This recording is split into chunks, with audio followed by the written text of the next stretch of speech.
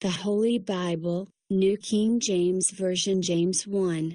James, a bondservant of God and of the Lord Jesus Christ, to the 12 tribes which are scattered abroad, greetings. My brethren, count it all joy when you fall into various trials, knowing that the testing of your faith produces patience. But let patience have its perfect work, that you may be perfect and complete, lacking nothing. If any of you lacks wisdom, let him ask of God, who gives to all liberally and without reproach, and it will be given to him. But let him ask in faith, with no doubting, for he who doubts is like a wave of the sea driven and tossed by the wind. For let not that man suppose that he will receive anything from the Lord. He is a double-minded man, unstable in all his ways. Let the lowly brother glory in his exaltation, but the rich in his humiliation, because as a flower of the field he will pass away. For no sooner has the sun risen with a burning heat than it withers the grass, its flower falls, and its beautiful appearance perishes. So the rich man also will fade away in his pursuits. Blessed is the man who endures temptation, for when he has been approved, he will receive the crown of life which the Lord has promised to those who love him.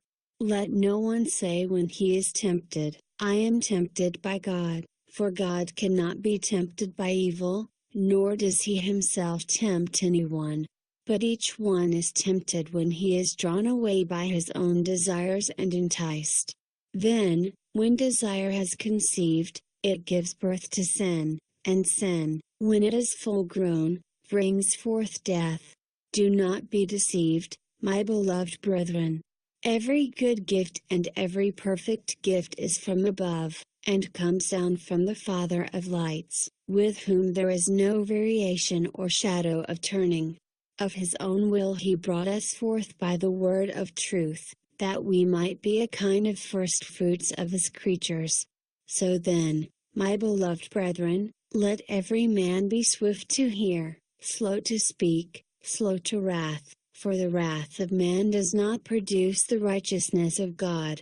Therefore lay aside all filthiness and overflow of wickedness, and receive with meekness the implanted word, which is able to save your souls.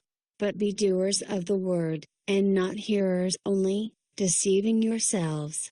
For if anyone is a hearer of the word and not a doer, he is like a man observing his natural face in a mirror, for he observes himself, goes away, and immediately forgets what kind of man he was.